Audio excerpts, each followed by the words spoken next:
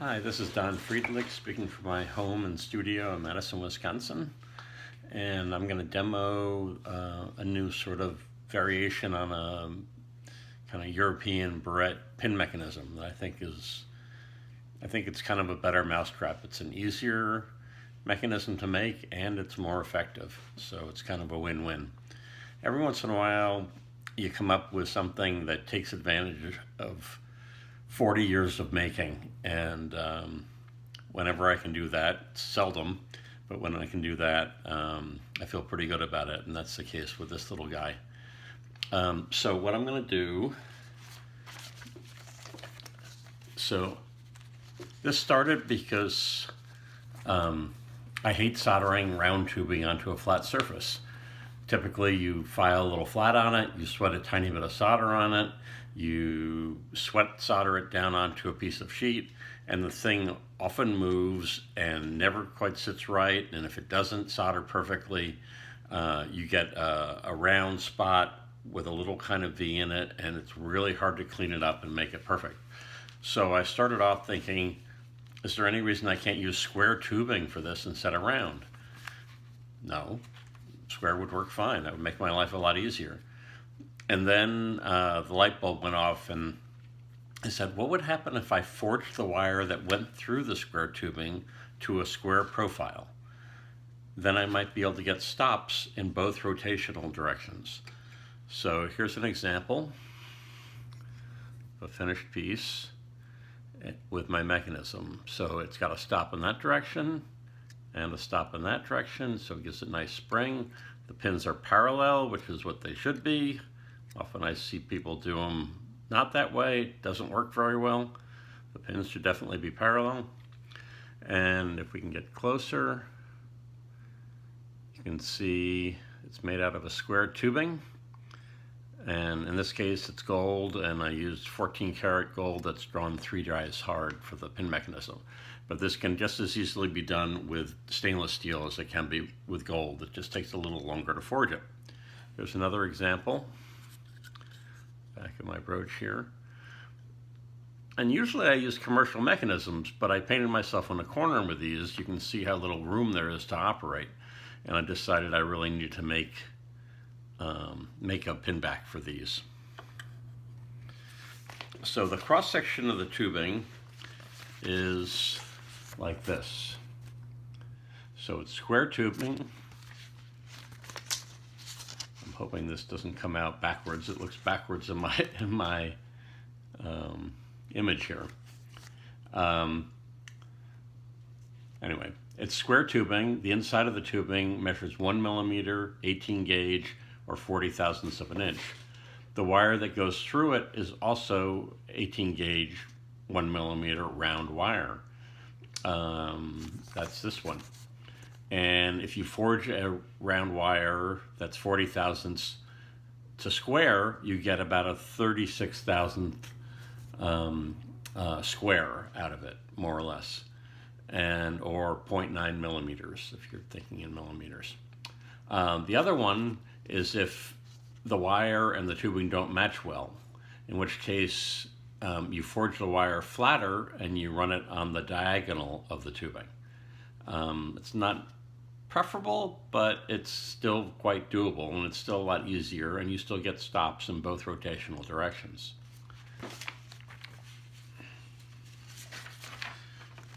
What I'm going to make initially is something that looks like that. Round wire with a small section forged square in the middle of it.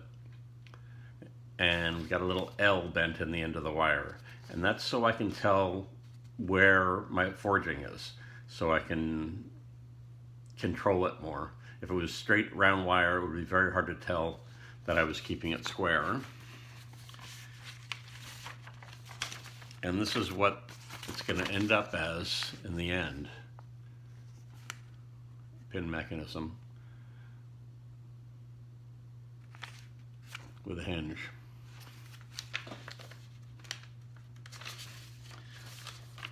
The hinge, in my case, it looks like that. And the little rounded parts on the end are just an aesthetic decision on my part, so it's not quite as blunt as a square tubing would be. And that's done using a chainsaw file, which are great little files available in almost every hardware store. They come in different diameters and are meant for sharpening chainsaws. But they're a beautiful non-tapering file, round profile file. And because they're so common, they're a lot more affordable, a lot less expensive than the typical files that we use. Let's see. So what I'm doing with this is basically filing something like that. This is a little bit larger than I'd normally use, piece of square tubing. And I'll file this one, cut it off, and then I'll file the next one, and then I'll cut it off. And then the radius for the next hinge is already done, and I just sort of go down the line to make these. Usually just one at a time, because usually they're in 14 karat or 18 karat gold. This is just brass.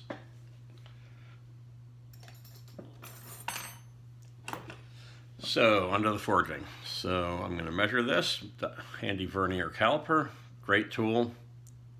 I would say indispensable tool. And I'm measuring this, and it's 40 thousandths of an inch, which is what I want. And this is the little thing I'm going to do the mechanism on. Just a little piece of scrap with a piece of tubing on it. And the first thing I'm going to do is take my Sharpie, put the wire through there, and I'm going to mark my piece of wire, rotating it, so marking it around the different sides. And that'll be the limit of my forging. I want to keep to the inside of my little black marks there. Looks pretty good. And the next thing I do is take my parallel pliers and I bend this little L in it, on the end of it. Like that. And that's so I can tell where I'm forging. So, forging one side of the square or two sides of the square at the same time this way, and the other is this way, just the rotation of the wrist, and you get a perfect 90-degree rotation. Just using the rounded end of my planishing hammer, I'm going to start forging.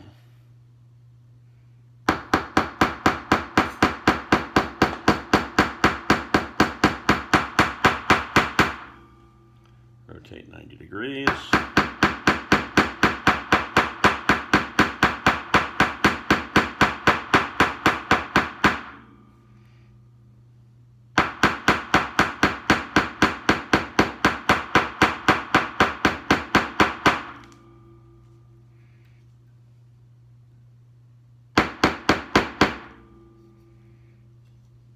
Get this back flat again.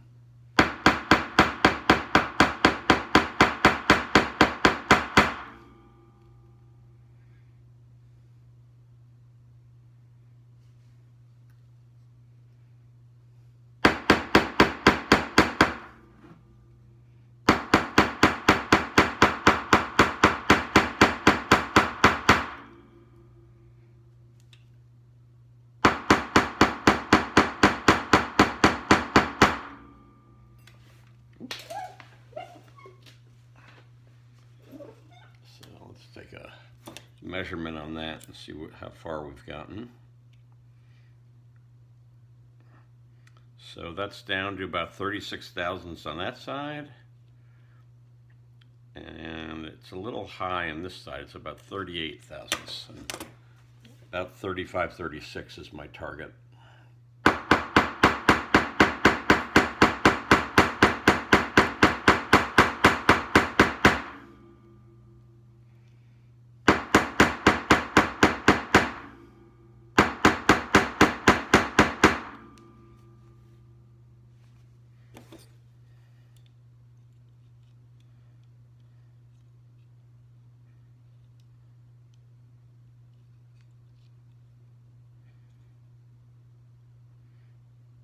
That's about it. Pretty simple. Now we're going to check it in my tubing and kind of hope that it goes through properly.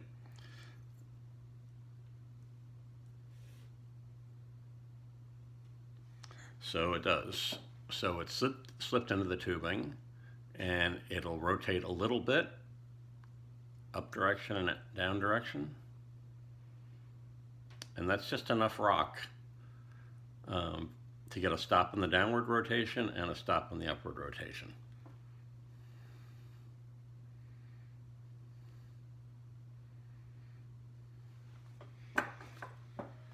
So I'm going to do the first bend, and this is a little tricky. I'm going to take my parallel pliers, and I want to hold either side of the tubing, like that, just to support it. And I'm going to rotate the tubing all the way forward. So this is my stop spot for the downward rotation. And then I'm going to bend this wire with a slight upward cant, right?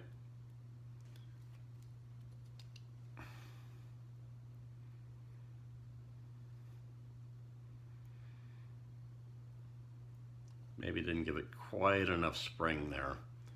Should have gone a little higher angle. Let's see if I can fix that.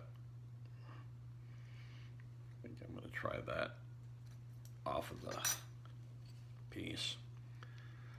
So I guess it's a good lesson. If you screw it up, you can adapt it. So I'm just grabbing this piece of wire as tightly as I can with my pliers.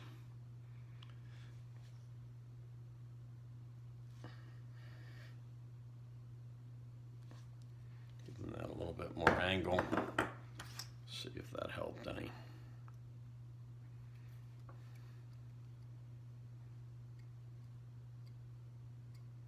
So that's pretty good. Ideally, I'd want maybe a little bit more than that, so let's give it a little bit more bend upward. That should do nicely, I think.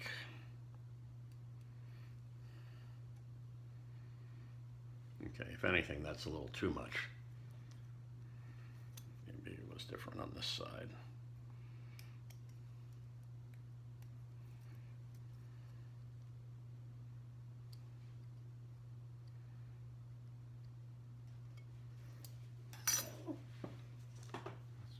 Non-parallel pliers.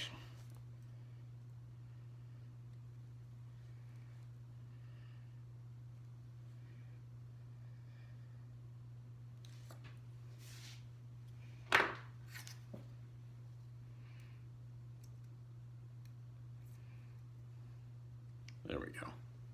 That's better. So you can see the directional stop upward. So the piece will act as a sort of an easel to display the piece on your counter if you wanted to, and downward is the spring you want. All right.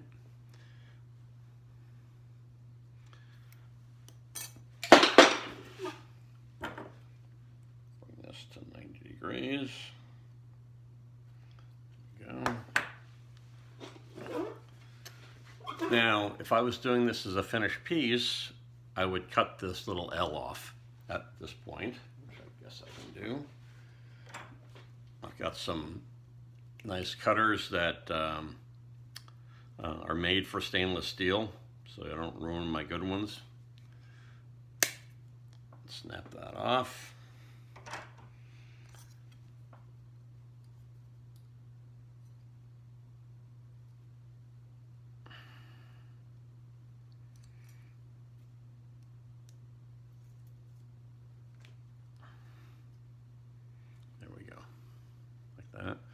So at this point, I would take this out, and I would match it to my catch, and then I would file it to a point, and I would polish it, nice and smooth. The final polishing, generally I'm using micro mesh sandpaper sticks. This is a great product. Company out of Wilton, Iowa, makes micro mesh sandpaper. It's a cloth-backed sandpaper that was developed for repolishing aircraft windshields and for paint restoration. So it's a super finely graded, basically superior sandpaper. This piece of sandpaper from this company, it's cloth backed. I've had this on my bench for 20 years and I'm still using this same strip of sandpaper. The rougher stuff that they make wears out. The 1200 and the 600 seems to last forever as far as I can tell. And this is pretty much a polish in its finish. So after this was tapered and polished, I would do the second bend. I have to do the second bend on the piece, which always makes me nervous. You know, you've got a nice piece of glass, and I have to bend this mechanism, the second arm, in place. And after I do the bend, same thing, grab it with the pliers. I'm going to take one of my little felt bags and poke the end that I want to file and polish out of my little bag like that to protect the piece. This is a great little trick. And then I'll file and polish this to a taper so it matches. And I think that's about it. Pretty easy.